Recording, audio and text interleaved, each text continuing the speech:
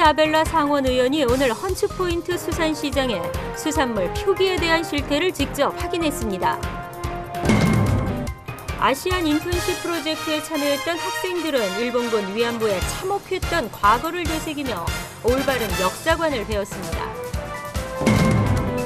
2013년 연방 빈곤선에 의하면 시민권자가 부모를 초청할 때 4인 가정 기준 연수입이 4만 달러로 나타났습니다. 뉴욕시 옐로우캡 수백여 대의 GPS 시스템에 오류가 발생했습니다. 뉴저지 주민들은 강력한 총기 규제와 최저 임금 인상을 지지하는 것으로 나타났습니다. 이상은 이 시각 주요 뉴스입니다. 여러분 안녕하십니까? KBN 뉴스입니다. 토니 아벨라 뉴욕주 상원 의원이 오늘 브롱스에 있는 헌츠포인트 수산시장을 방문했습니다. 뉴욕 한인 수산인협회가 아벨라 의원에게 요구한 사항들에 대한 실태 파악을 위해서인데요. 금홍기 기자입니다. 한인 수산인들이 헌츠포인트 수산시장에서 허위로 표기된 중량과 원산지로 인해 받는 피해는 매년 약 2천만 달러. 뉴욕시의 수산물 대부분이 헌츠포인트 수산시장을 통해 거래되는 것을 감안하면 수산물 소매업자들과 소비자들의 피해 규모는 훨씬 늘어납니다. 수산인협회는 토니 아벨라 의원에게 허위 중량과 원산지 표시 등으로 수산인들이 피해를 입고 있다며 법안 입법과 단속 강화를 요구해왔습니다. 오늘 수산시장을 찾은 토니 아벨라 의원은 수산물에 적힌 중량 표기와 원산지 표시가 명확하지 않음을 확인하고 앞으로 조사 기간을 더 가진 뒤 관련 법안을 발의할 계획입니다. Well, having the opportunity to come down and physically see the operation gives me a better understanding of how I can resolve these issues of labeling. 아벨라 의원의 수산시장 방문은 수산인협회 요청에 의해 이루어졌습니다. 수산인협회 회원들은 당장 피해를 보고 있는 소비자와 수산인들을 위해서 관련 법안이 조속히 마련돼야 한다는데 한입을 모았습니다. 중량 문제를 우리가 해결하는 방법은 그 라벨링을 해가지고 산지에서 고기를 잡으면 거기다가 그 생선 이름이라든가 또한 무게, 그다음에 날짜 이것까지 해서 요청이 되면은 우리가 여기서 구매하는데 하자가 없을 걸 생각하고 우리가 이렇게 중량 숨기면 안 당해죠. 아벨라 의원이 시장을 둘러보고 난 뒤 협회 회원들과 가진 자리에서 관련 법안의 필요성을 시사해 조만간 법안 발의가 이뤄질 것으로 보입니다. KBN 뉴스 금홍기입니다. 미주 한인청소년재단이 신임 김수연 회장 취임식을 가졌습니다. 김 신임 회장은 한인 2세들의 리더십 배양을 위한 다양한 프로그램 개발에 주력하겠다고 포부를 밝혔습니다. 주성훈 기자가 보도합니다. 어제 저녁 열린 미주 한인청소년재단의 2013년 첫 정기 이사회는 신임 회장 취임식과 함께 신임 임직원들이 첫 선을 보인 자리였습니다. 30여 명의 이사진, 임원진들과 함께한 김수연 신임 회장은 한인 2세들에게 실질적 도움이 될 수 있는 프로그램 개발에 주력하겠다고 포부를 밝혔습니다. 또 새로 창설되는 그 와플 오케스트라가 설립이 될 거고요. 그래서 그 학생들이 또 그런 활동을 하면서 뉴욕 지구에 자기네들의 또 커뮤니티 아워, 서비스 아워도 하면서 또 여러 가지 활동을 하는 그런 단체가 될 거고요. 특히 다양한 프로그램의 일환으로 청소년 오케스트라 창립과 재단의 핵심 프로그램인 와플의 확장을 최우선 과제로 언급했습니다. 현재 50여 명의 학생들이 참여하고 있는 청소년 리더십 향상 프로그램 와플은 다양한 주제의 세미나, 워크샵, 사회 봉사 활동 등을 통해 청소년들의 진로와 미래에 보다 밝은 비전을 제시합니다. 학생들이 또 대학 진학할 때 도움이 되는 여러 가지 프로그램을 만들고 또 저희가 또 그 고등학생들을 위한 워플 프로그램이라 해서 여러 가지 워크숍이라든지 그런 여러 가지 상담이라든지 아니면 그런 좋은 프로그램을 많이 개발해가지고. 또한 한국 대학들과의 교환 연수 프로그램, 장학 사업의 확대, 청소년 미술대회 개최 등을 2013년 주력 사업으로 내세웠습니다.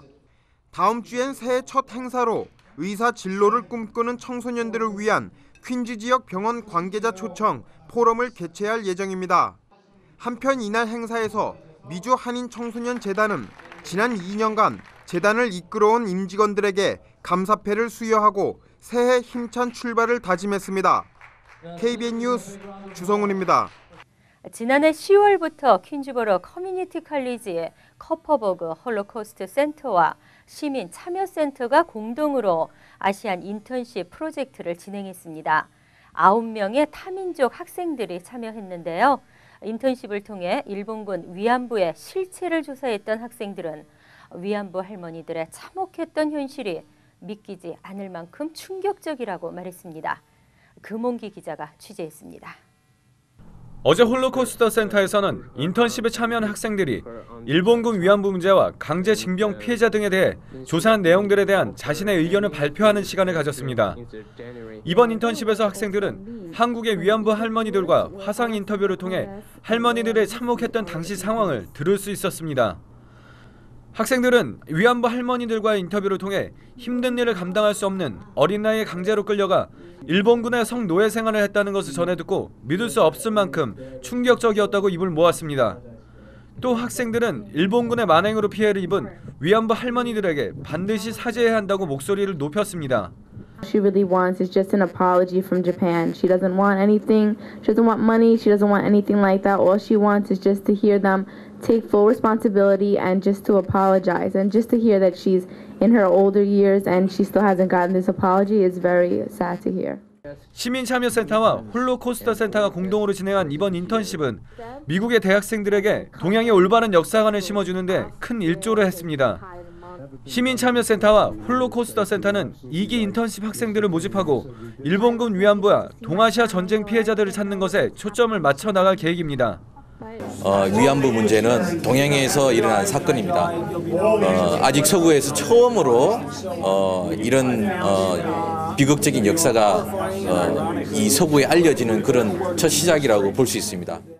이날 발표회에는 토니 아벨라 뉴욕주 상원의원과 랑킴 하원의원 등이 참석해 인턴 학생들에게 감사장을 전달하고 일본의 사죄가 반드시 이루어져야 한다는 데 뜻을 같이 했습니다. KBN 뉴스 금홍기입니다. 뉴저지 한인회가 차기 회장 선출에 난항을 겪고 있는데요. 회장 후보 등록에 필요한 공탁금도 문제지만 2년간 한인회를 운영하는 데 드는 비용도 생각하지 않을 수 없습니다. 뉴저지 한인회는 일단 회장 후보 공탁금을 내린다고 밝혔습니다. 뉴저지 한인회는 어제 기자회견을 열고 후보 공탁금을 기존의 $30,000에서 다소 낮출 계획이라고 밝혔습니다. 한인회는 다음 주 선거관리위원회를 열고 선거 세부 진행 사항들을 확정해서 발표하겠다며 선관위에서 최종 결정할 문제지만 뜻있는 후보들이 많이 참여할 수 있도록 공탁금을 낮추는 방안을 제안할 방침이라고 말했습니다. 현재 이현택 직무대행은 고영화 회장 당선자의 갑작스런 사퇴로 지난 1일부터 회장 직무대행을 맡고 있습니다. 그러나 직무대행의 임기는 6개월이고 이 안에 새로운 회장을 선출해야 합니다. 그는 재선 출마설에 대해 출마 생각이 전혀 없다는 뜻을 분명히 했습니다. 한편 한인회 운영 세칙에 따라 고영화 씨가 지난해 12월 회장 후보 등록을 위해 예치한 공탁금은 반환하지 않는다고 밝혔습니다. 그리고 현재까지 2명이 차기 회장 후보 등록 의사를 밝힌 것으로 알려졌으나 이들의 자세한 인적 사항은 공개되지 않았습니다. 2013년 연방 빈곤선이 공개됐습니다. 정부의 각종 혜택을 신청할 때 이 연방 빈곤선이 경제 능력을 판단하는 기준이 되는데요. 시민권자가 부모님을 초청할 때 4인 가정 기준 최소 연수입이 $40,000입니다. 연방보건복지부가 오늘 공개한 2013 연방 빈곤선에 따르면 알래스카와 하와이를 제외한 48개 주 거주자는 2인 가족 기준 연소득이 전년도 $15,130에서 $15,510로 상향 조정됐습니다. 또 3인 가족은 $19,530, 4인 가족은 $23,550 등으로 각각 올랐습니다. 이민 귀화국은 가족 이민을 초청할 경우 미국 내 초청자 가족 수와 초청 대상자 수를 합한 가족 수에 해당하는 연방 빈곤선의 125% 이상 소득을 벌고 있음을 증명하는 서류를 제출토록 하고 있습니다. 이 같은 기준을 적용해 미국 내 4인 가정은 한국의 아버지와 어머니 2명을 가족 이민 초청하기 위해서는 연소득이 6인 가족 연방 빈곤선 $31,590에 125%인 39,847달러를 넘어야 합니다. 2013 가족 이민 초청 재정 가이드라인을 보면 초청 대상자까지 합친 가족 수가 2인일 경우 연소득이 19,837달러, 3인은 24,412달러, 4인 29,437달러입니다. 가족 인원 한 명 추가 시 이민 초청에 필요한 연간 소득이 5,025달러씩 인상되는 셈입니다. 총기 소지 여부를 식별할 수 있는 최첨단 총기 검색 장비가 공개됐습니다. 뉴욕시경이 공개한 이 검색 장비는 엑스레이와 유사한 스캔 방식인데요. 원거리에서도 총기 소지 여부를 판별할 수 있습니다. 레이먼드 켈리 뉴욕 시경국장이 지난 23일 공개한 최첨단 총기 검색 장비는 총기 소지 의심자에게 비추면 투시로 총기 소지 여부를 판별할 수 있습니다. 뉴욕시경은 이 검색 장비를 특수 차량 위에 설치해 순찰 과정에서 불법 총기류 소지자들을 색출하겠다는 계획입니다. 이 장비의 투시 방법은 인체의 열을 감지하는 방식으로 이루어지기 때문에 그동안 공항에서 있어왔던 논란이나 사람에게 유해한 방사선 논란도 없을 것이라는 게 뉴욕 시경 측의 설명입니다. 이 장비를 사람에게 비추면 총기류는 진한 검정색으로 나타나며 신체 부분은 연두색으로 표시됩니다. 전문가들은 이 장비가 일선 경찰서에 배치될 경우 비난 여론이 이어지고 있는 불신 검문 역시 크게 줄일 수 있을 것으로 보고 있습니다. 뉴욕시경은 그동안 불법 총기류 소지자를 단속한다는 명분하에 불신 검문을 옹호해왔기 때문입니다. 뉴욕시 옐로우캡 수백여 대의 GPS 시스템에 오류가 발생했습니다. 수백 대의 옐로우캡들은 GPS 교체 수리를 위해 시간을 낭비하며 하루 영업을 망쳤습니다. 현재 뉴욕 시내에서 운행 중인 13,000여 대의 옐로우캡은 GPS를 기반으로 한 카드 결제 시스템을 갖추고 있습니다. 그런데 지난 23일 오후부터 특정 네트워크 업체의 단말기를 사용하는 차량 수백여 대의 GPS 시스템이 제대로 작동하지 않았습니다. 이 문제의 단말기를 보급한 크리에이티브 모바일 테크놀로지사는 갑작스런 네트워크 업데이트로 인해 각 단말기 프로그램 역시 업데이트를 해야 정상 이용이 가능하다고 설명했습니다. 하지만 피해 기사들은 아무런 예고도 없이 단말기가 작동하지 않아 하루 일을 망친 것도 억울한데 기기 업그레이드 비용조차 기사들이 자비로 부담해야 된다며 불만을 터뜨렸습니다. 이 때문에 수백 대의 옐로우캡들이 어제 오전부터 단말기 교체와 수리를 요청하면서 그 일대 교통이 한때 혼란에 휩싸이기도 했습니다. 뉴욕시 스쿨버스 노조의 파업으로 어린 학생들이 고생을 하고 있습니다. 스쿨버스 노조의 파업은 벌써 일주일이 넘어가고 있고 엎친 데 덮친 격이라고 강추위는 계속되고 있는데요. 버스 업체와 노조 간의 불화의 조짐이 감지됐습니다.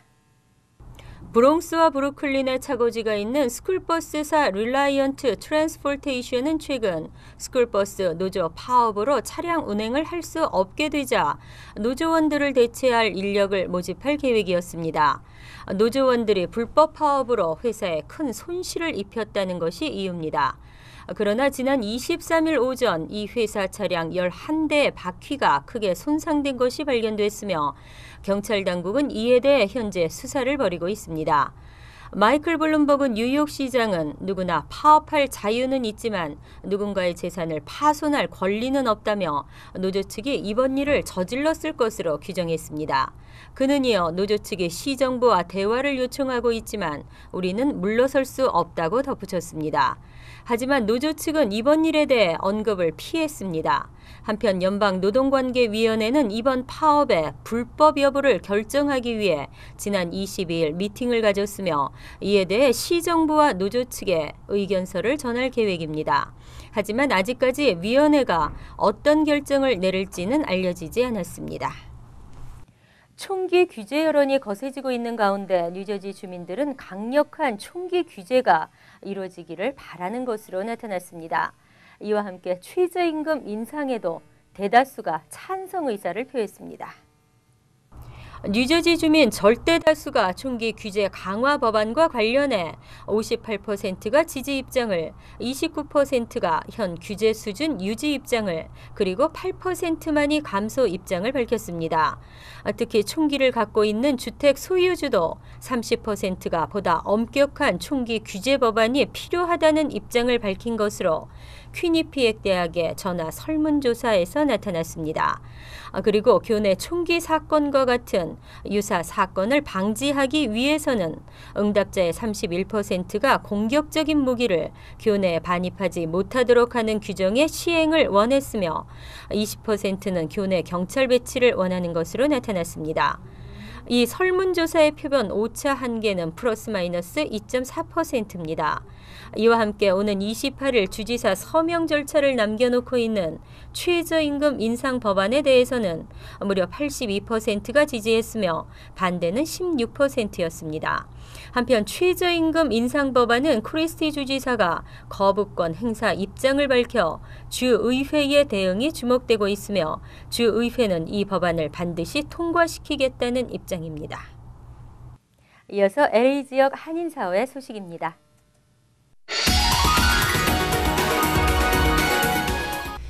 미주 소식입니다. 한인의류협회가 LA 패션 디스트릭트의 재고량을 처리하기 위해 첫 오프프라이스 쇼를 추진하겠다고 발표했습니다. 옷이나 액세서리, 신발 등을 도매가보다 훨씬 저렴하게 파는 이벤트입니다. 김혜리 기자가 전합니다. LA 한인 패션 업계가 시즌이 지난 상품들을 도매가보다 저렴하게 판매하는 트레이드 쇼를 추진합니다. LA 다운타운 패션 디스트릭트는 의류를 포함해 핸드백과 신발 등 최신 패션의 제조 메카인 가운데 한인 매뉴팩처와 도매상들이 생산과 유통의 80~90%를 차지하고 있습니다. 큰 시장입니다. 이게 그 오프라이스 쇼 마켓 자체가 한 8빌리언 정도의 그 큰 시장이거든요. 그 시장에서 실질적으로 옷을 갖고 있는 분들은 한인들입니다. 올해 처음으로 추진하게 되는 오프프라이스 쇼는 그동안 쌓아뒀던 재고를 저렴한 가격에 내놓아 바이어들도 셀러들도 서로 이득을 볼 수 있는 기회이며 비영리 목적으로 개최됩니다. 한인의류협회는 그동안의 경기 침체에 따른 한인 업체들의 재고량이 증가했다고 전하며 LA 다운타운 자체에 트레이드 쇼를 마련해 한인 업체들의 경제 활성화에 이바지하겠다고 밝혔습니다. 특히 좋은 퀄리티의 상품을 저렴하게 공급해 바이어의 만족도를 상승시키고 가까운 거리에서 많은 사람들이 행사에 참여할 수 있도록 준비하겠다고 전했습니다. 저희들이 참여를 해서 좀 더 빠른 순환, 자금의 빠른 순환과 상당히 또 그 프라핏, 좀 더 나은 프라핏, 이제 그런 두 가지 목적이 있는 겁니다. 예. 한인의류협회가 추진하는 오프프라이스 쇼는 오는 11월에 개최될 계획이며 장소와 예산 문제, 벤더 등록은 추후 발표될 예정입니다. MBC 뉴스 김혜리입니다. 지구촌 리포트입니다. 일반적으로 심사 기준이 엄격해 국민의 안전에 안심해도 되는 나라 하면 미국, 가장 그렇지 않은 나라 하면 중국으로 알고 있는데요. 오하이오주에서 주민들이 공포에 떨고 있습니다. 미국 오하이오주의 한 가정집.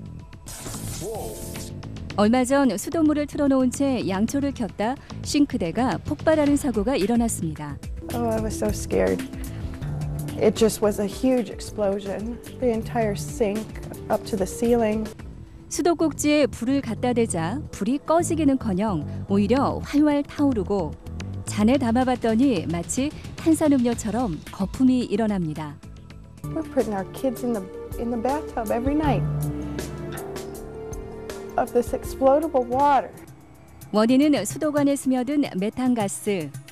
인근의 한 천연가스 회사가 가스 추출을 시작한 이후 수돗물 내 메탄가스 수치가 9에서 22로 껑충 뛰어오른 겁니다. We don't know the consequences of sitting in gas water. We just don't have a choice. 최근 미국에서 천연가스 개발 붐이 일면서 불붙는 가스물로 불안에 떠는 가정집들이 급증하고 있습니다. This family in Ohio is not alone. There's been methane found in drinking water across the country.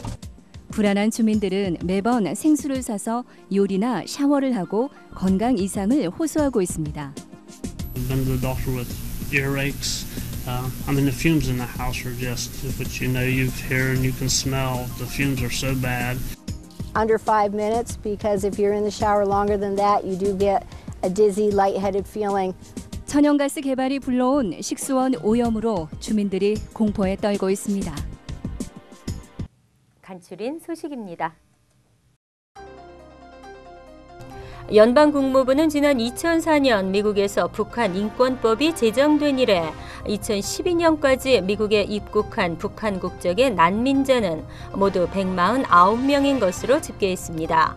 이들은 대부분 동남아시아 국가를 거쳐 미국에 입국했으며 현재 뉴욕과 워싱턴, 캘리포니아, 일리노이, 플로리다 등에 정착해 살고 있는 것으로 파악됐습니다.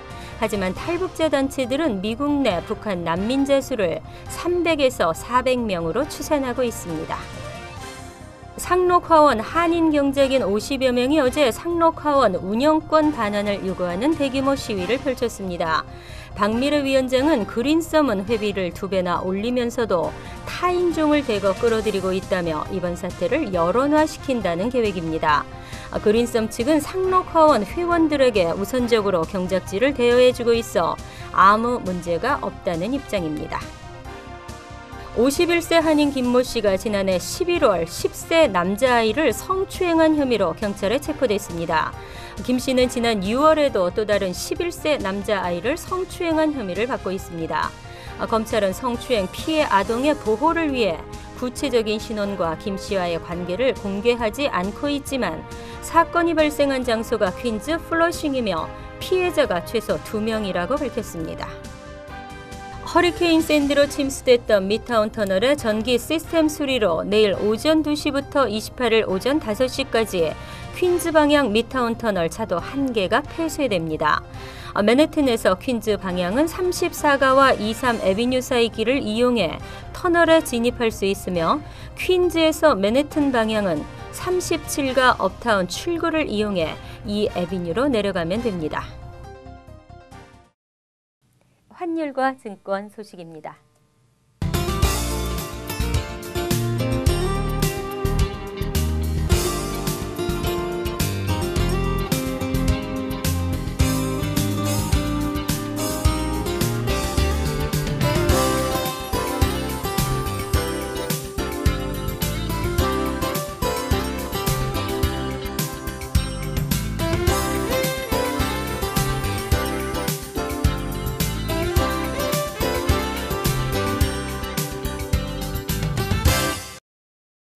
이어서 날씨입니다. 내일은 여전히 춥겠지만 맑고 쾌청하겠습니다. 낮 최고 기온은 28도, 섭씨 영하 2도, 밤 최저 기온은 20도, 섭씨 영하 6도로 예상됩니다. 일요일은 맑은 날씨 속에 추운 날씨가 계속되겠습니다. 월요일부터는 다소 기온이 올라가면서 흐린 날씨에 바람이 불겠습니다. 이상으로 KBN 뉴스를 마칩니다. KBN과 함께 즐거운 주말 되시기 바랍니다.